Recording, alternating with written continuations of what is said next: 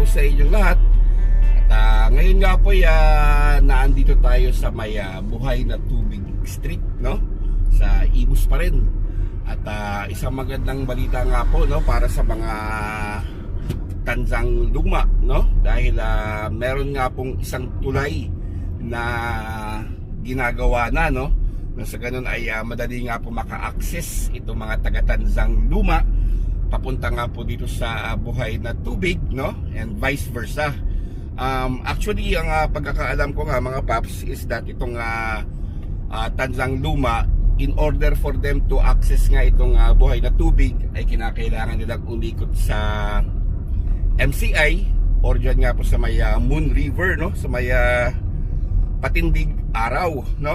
So i-correct nyo na ako mga paps kung tama ba ako, kung yun nga lang po bang access ng mga taga Tanzang Luma papunta nga po dito sa Buhay na Tubig. Yun nga po, no, dahil nga po sa ginagawang tulay na ito ay mapapadali na nga po yung access nila, no, papunta nga po dito sa Buhay na Tubig or sa Molino, no. At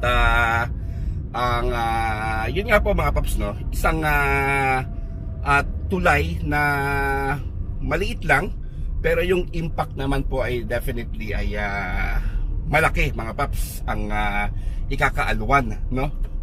So dito nga po ito banda sa may ito may shell mga paps. Kakaliwa lang po tayo dito mga papi.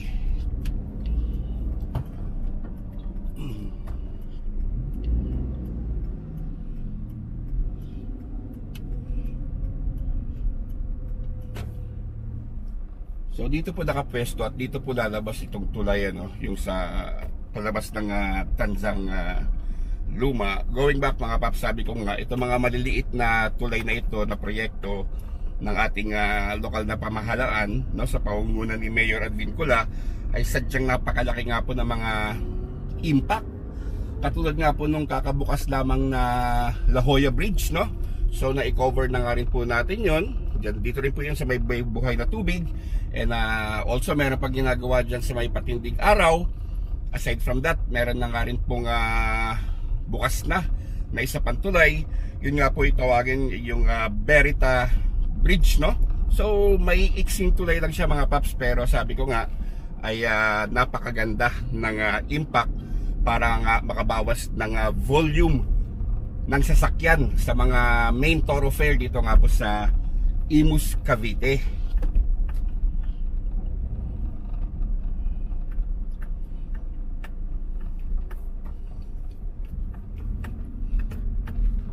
Ito, andito na tayo sa site mga paps. Yan, nasa harapan natin mga papi. Yan na nga po yung ginagawang Tanzang Luma Bridge.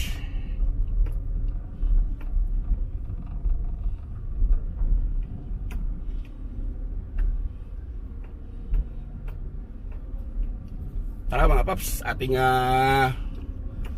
paliparan nga po ito ng drone para makita natin.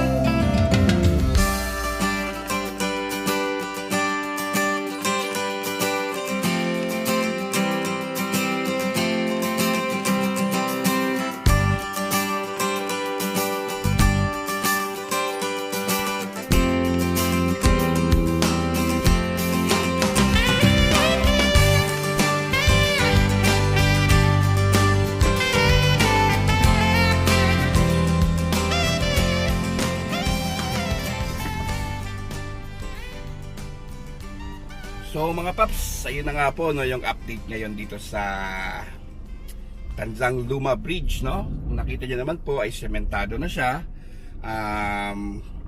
Ang kulang na lang dito yung entry and exit niya, no? So rough road pa nga itong kinakatayuan natin ngayon, pero ipapatag din naman daw po ito, no? And by the way mga paps, shoutout nga pala Sir Bong, no, na nakakwentuhan ko dito, na taga Imus din, munisipyo. Shoutout sa iyo sir, at napasarap mo yung aming kwentuhan about sa mga projects dito nga po sa Cavite.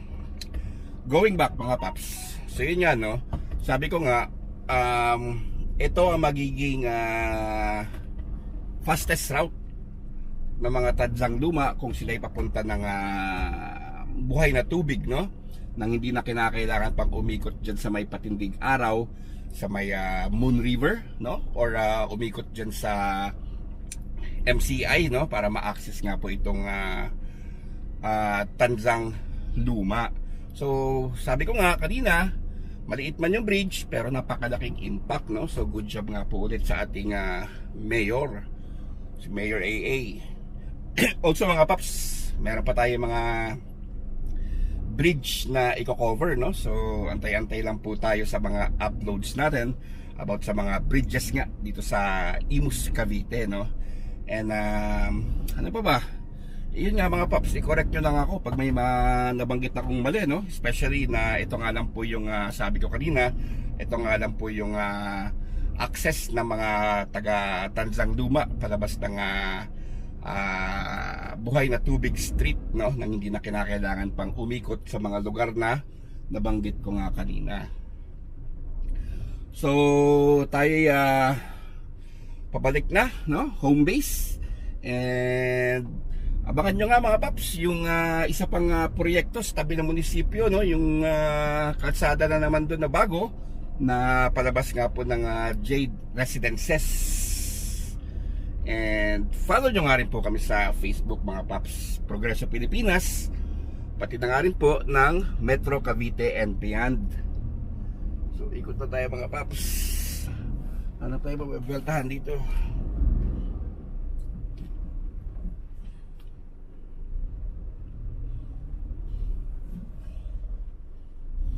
So again, ang landmark nito, no, yung pinasukan natin kanina is malapit nga po sa Shell station, no, before mag-Shell.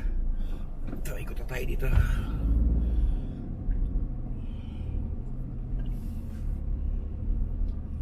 Ayun, Sir Bong. Sir Bong, thank you.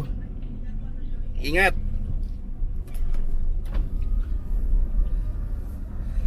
Okay, so yan, sa harapan natin, buhay na tubig na ulit tayo.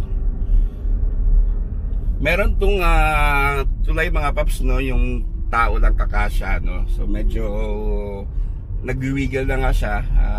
Para sa akin nakakatakot tumawid, no.